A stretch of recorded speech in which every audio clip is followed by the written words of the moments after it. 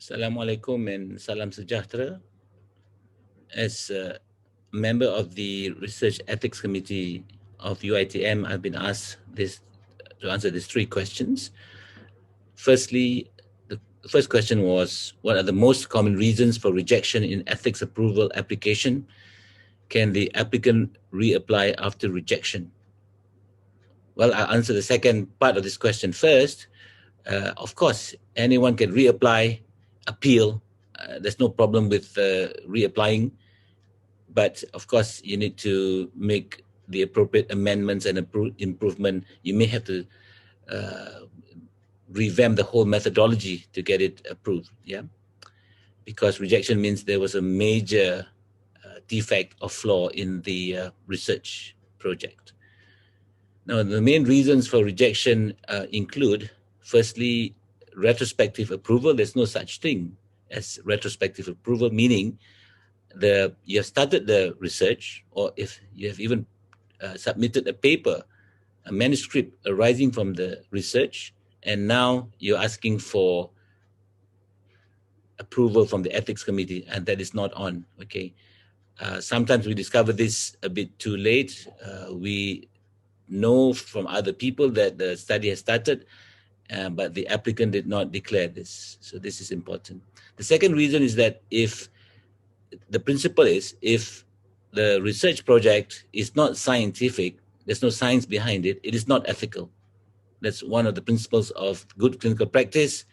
Okay, I just repeat this. If it ain't scientific, it ain't ethical. Simple as that.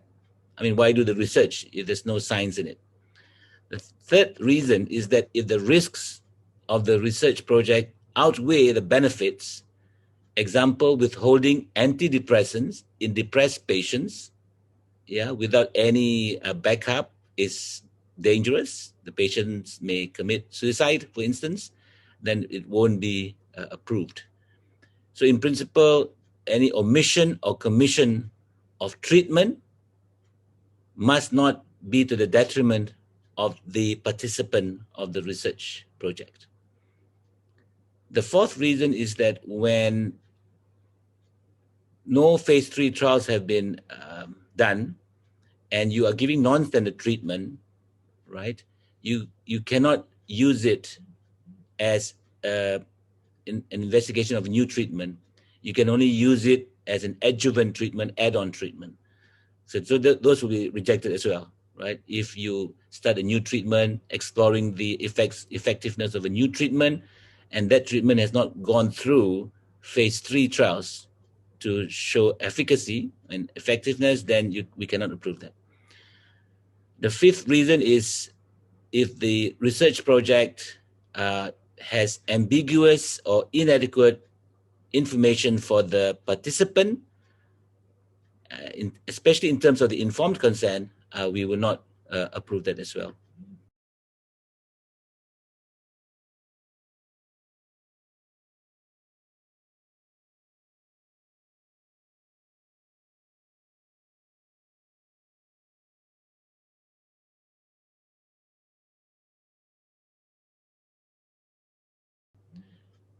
The second question given to me was, what is considered to be minor or major amendments? Could you elaborate on the main reasons of REC reviewers returning the application for subsequent submission? So major revision is simple. It's when there are major flaws in the methodology and the objectives of the research project. Okay, it's major flaws meaning it is totally wrong, doesn't make sense to us, and there's no basis for the methodology and objectives. We would reject that.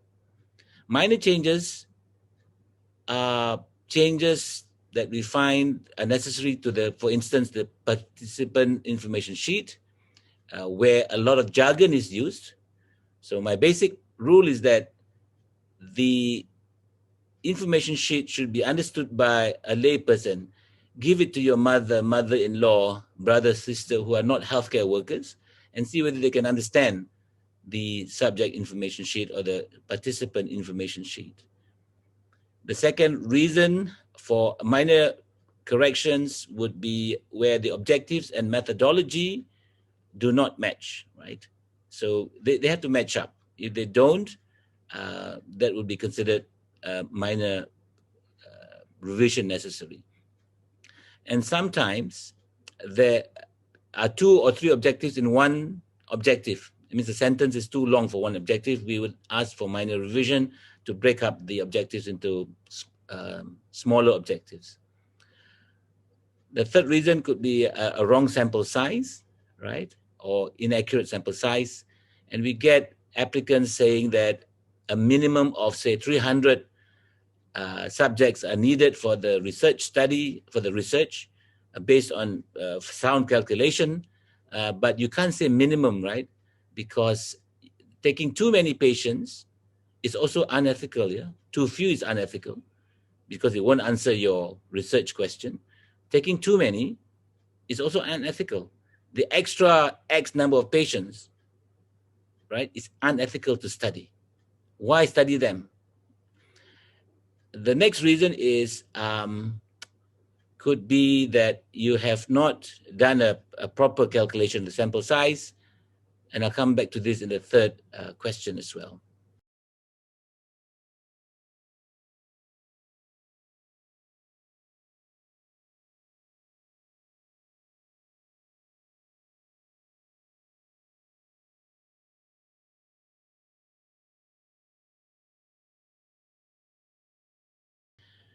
So number 3, the question was, how can the applicants improve their writings to minimize amendments and avoid rejections? My first advice would be to have a proper checklist. The checklist that we give to the researcher has to be properly looked at and addressed meticulously, right? But you can also go to various websites to look at various checklists. I'll just give you some examples here. For instance, is there a compelling reason, scientific reason, to carry out a placebo-controlled study, right? Is there a known treatment of proven efficacy? If so, is it safe for the participants to go without such treatment for the period required by the project? Will the participants be informed about the possibility that they may be assigned to a placebo group? So this is like a checklist for drug trials. There are other sort of websites you can go through, and I've mentioned a few regarding the patient information sheet and so on. And other examples would be justification for involving human beings in the research project. Is it necessary? Right? Look at the criteria for the inclusion and exclusion of criteria to make sure that you have gone through it meticulously. So for instance, if you say you're going to exclude patients with known cancers, how are you going to do that? Are you sure? Are you just from the word of mouth? Right? You trust the patients. You're going to look at the secondary data, or you might have to do a blood test or a scan. So these things have to be looked at, and it's good to have someone else to look at your research project, research proposal, to see that you've done all that. The second reason could be, I sort of alluded to earlier, use of placebo, right? And this is only allowed if there's no gold standard therapy. Then you can compare that with a placebo. So the gold standard therapy compared to placebo. If there's no gold standard therapy, then that placebo has to be added onto the gold standard therapy, and then compared to, say, the gold standard therapy plus an add-on treatment. Then add-on treatment is the drug that is to be studied, for instance. The third thing is to involve a statistician from the outset. Get him or her to advise you about the sample size calculation, the statistics that are going to be used to analyze the results, right? From the beginning, get them involved. The fourth thing is to get an experienced supervisor or co-researcher. If you have one that has many high-impact publications, that would be good. And projects that have been approved previously, that will be a good person to engage. as a co-researcher or a supervisor. And of course, the fifth point is to learn from previous mistakes. We get research proposals from the same researcher with the same mistakes many times. Either he or she didn't read our comments previously because it was read by his or her student, or co-researcher, and the same mistakes are repeated. So please observe the simple tips that I have provided in this short talk, sort of Q&A session. Thank you very much.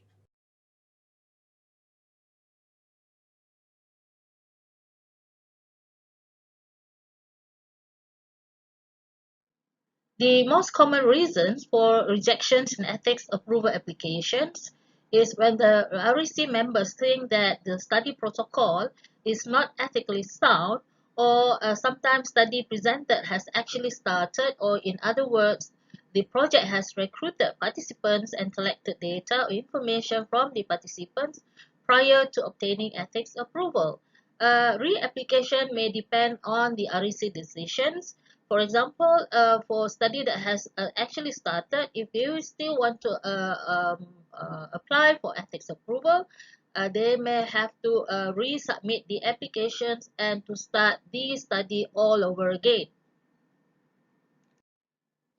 After reviewing the applications by the REC reviewers, they may decide whether to ask for a minor or major amendments to the applications.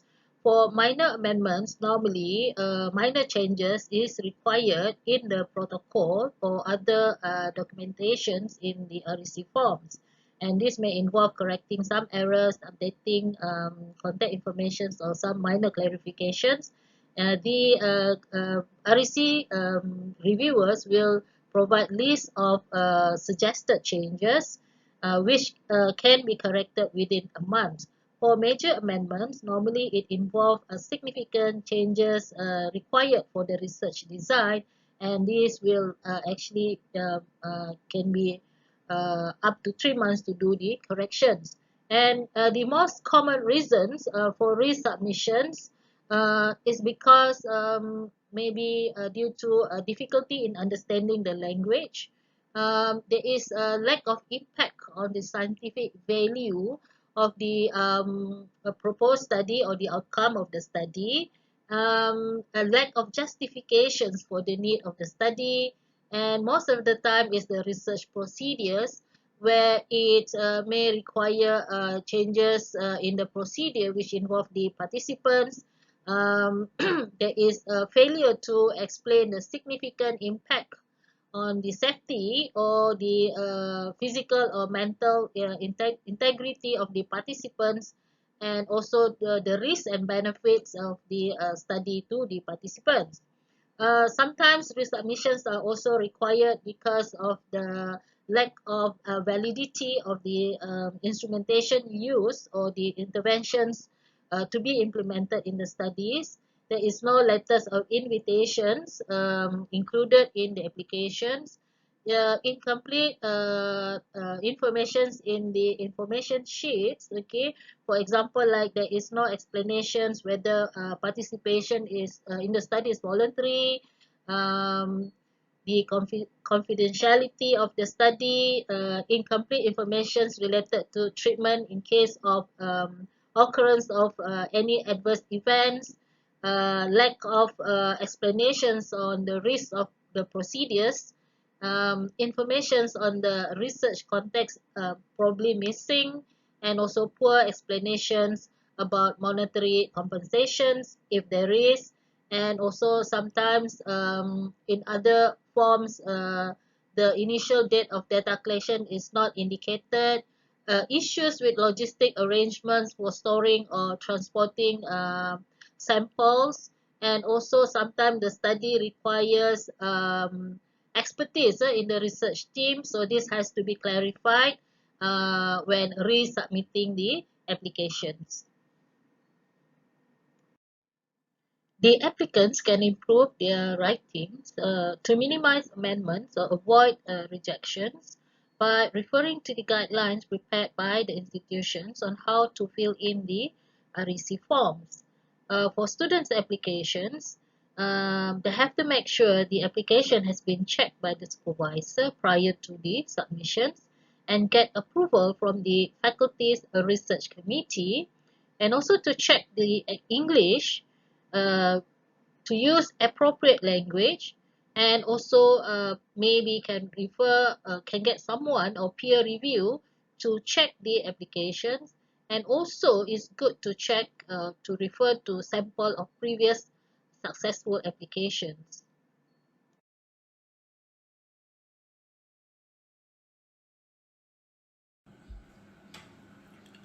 Good day, everyone.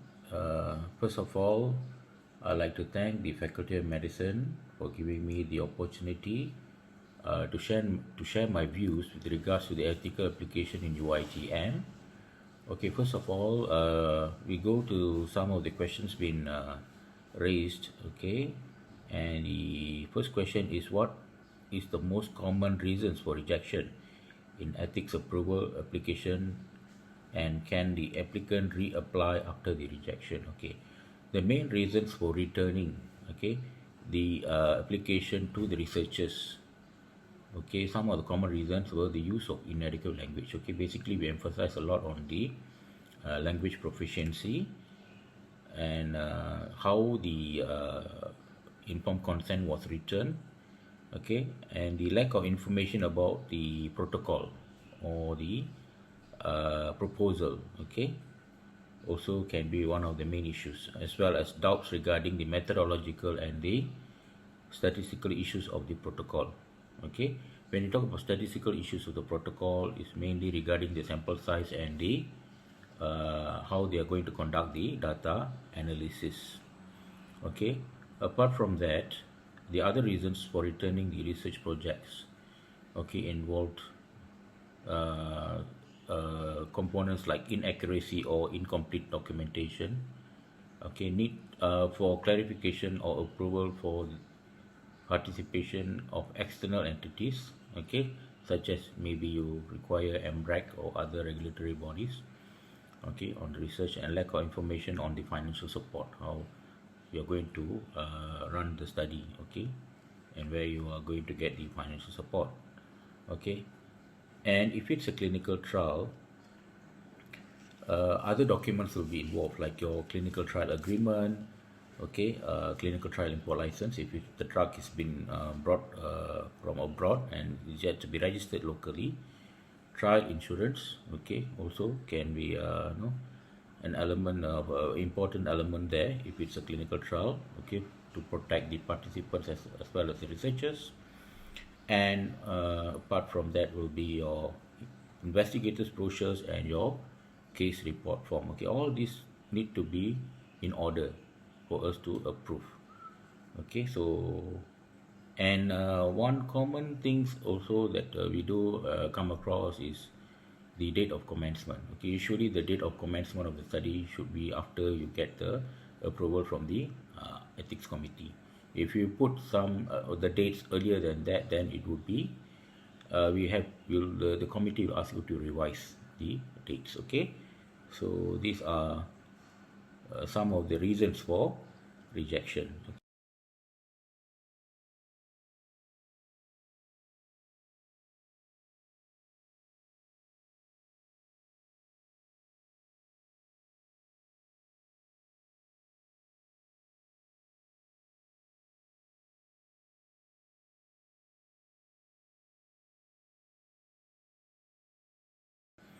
Okay, the second question which was given to us is regarding the what is considered to be minor or major amendments. Could you elaborate on the main reasons for RAC reviewers returning the applications for subsequent resubmission? Okay, some of the minor amendments that we come across is, as I mentioned earlier, okay, incomplete documentation. That means you may have REC2 form, REC3, REC4, like your in the essence form, REC12. So all these forms has to be in order, before you submit for application based on your study. If it involves minor, of course, we do expect the presence of a assent form. And if it's not there, of course, we have to return the form to the applicant so that they will fill up the forms accordingly. Okay, and also all the other checklists, like your RAC 3 and RAC 5, all the checklists also should be there. Okay, as I mentioned earlier, the date of study commencement also is very important. Okay, so at least you give yourself at least 2 months. Okay, after the at least you give yourself 2 months. That means if you are applying for this month, maybe if your form is being written, it may take another month for you to get the approval. So at least the date of commencement should be, you have to plan accordingly lah, so that it doesn't come earlier than the date of approval. Okay, then the patient information and consent form, information sheet and consent form should also be written in a layman term, and try to avoid technical terms and jargons lah.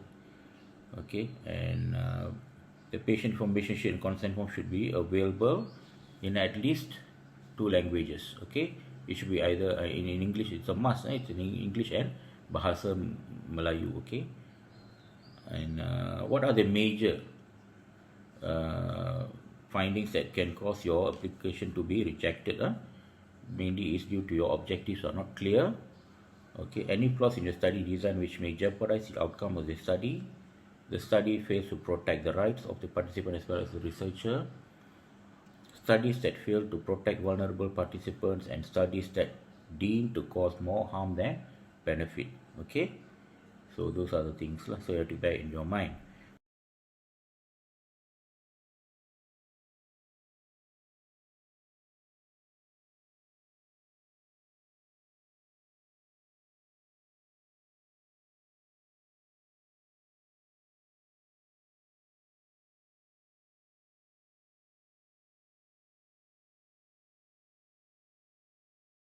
Okay, the third question, how can the applicants improve their writings to minimize the amendments and avoid rejection? Okay, my advice here is basically you have your own faculty research committee. You can discuss with your faculty research committee members when you're submitting to get their advice on how to fill up the forms. And those senior members or your faculty members who already have experience in filling up the forms. Okay, that's one way. Secondly is all the templates and the forms are available in the RAC website for your guidance, okay, in the process of application. So you can use a template as a guide for your application. And finally, if you have any further questions, do not hesitate to contact the RAC in person, so that you can get a clearer picture on the application process itself. So I think that's what I would like to share with all of you today. So thank you for your time and your patience and your attentions. I hope it helps. Have a nice day. Thank you.